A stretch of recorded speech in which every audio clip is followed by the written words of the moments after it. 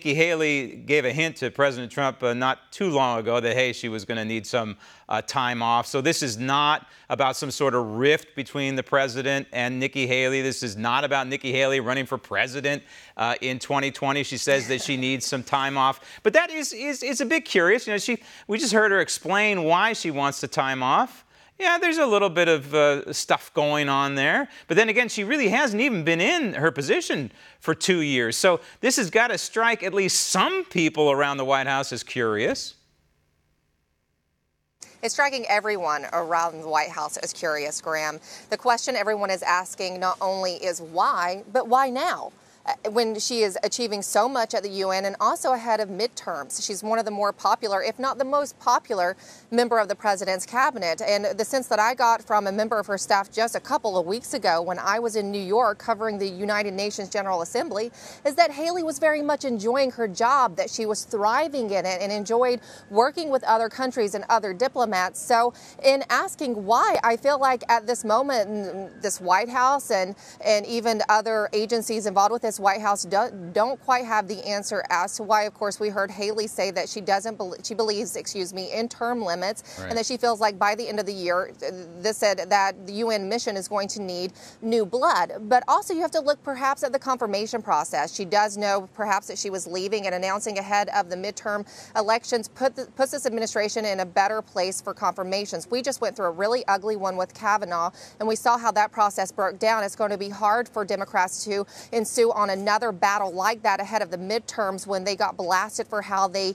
handled the Kavanaugh confirmation process. And also right now, we do, the Republicans solidly have the Senate. And though it is looking good to even potentially pick up a couple Senate seats on the GOP side, Senate Majority Leader Mitch McConnell has to be more comfortable knowing that he has the votes now rather than potentially later not having that if there's a big surprise in November. Another reason why it's so important for the Republicans to retain control of the United States Senate, let alone the House of Representatives. The president had some kind words for Nikki Haley, and let's face it, she did a lot of bulldozing for him at the United Nations. Number one, I think the initial message was, hey, it's no longer America second. The Obama policy of America second is going to be America first. Number two, that, hey, we're standing with and up for Israel, and you're not going to roll over Israel anymore. And number three, that the United States is not the world's ATM anymore, that we're going to hold you to account if we're going to give you any money, if we give you any money at all. So the president called Nikki Haley a good worker and a good friend. I thought that was significant.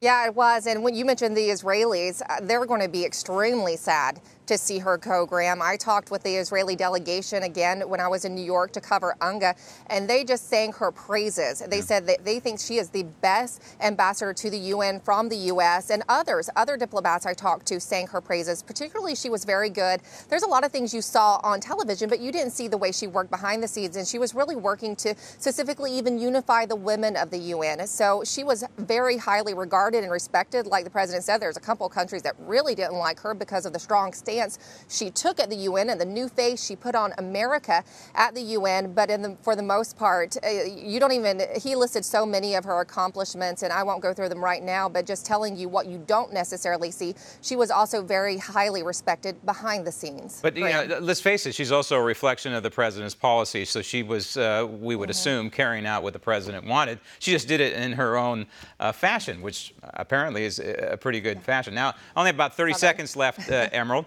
If we talk about replacements, I would imagine there's got to be a short list. Obviously, John Bolton's probably on that list. Maybe Richard Grenell, the ambassador to Germany. Who else? Those are two of the obvious choices that people are talking about. Then there's also Dina Powell, who used to be here at the White House, and why she would be a good choice is because she has been through confirmation so far. Then today there was earlier some news that perhaps Ivanka Trump, the president's daughter, is being considered. Talked to the press office about that. They kind of laughed and say they didn't have anything to say about that. But here's a name that I've been floated personally that some are saying is a potential, and that's Jared Kushner. That was mine. You stole mine. We heard that was mine. I was going to hit you with Jared Kushner at the end, and you stole my thunder. Sorry about that, Graham. Well, I think he'd be an interesting choice, yeah. And you heard what Haley had to say about him in the Oval Office, Right. a hidden genius. Yeah. So I thought that, that would be interesting, wouldn't it? Yeah, no, I think you're dead on, and you're not allowed to steal my thunder ever again. Emerald, thank you. Want to see more videos like this? Click on the link below and subscribe to One America News on YouTube. And call your cable provider and kindly demand that One America News is added to your lineup. Call and subscribe today.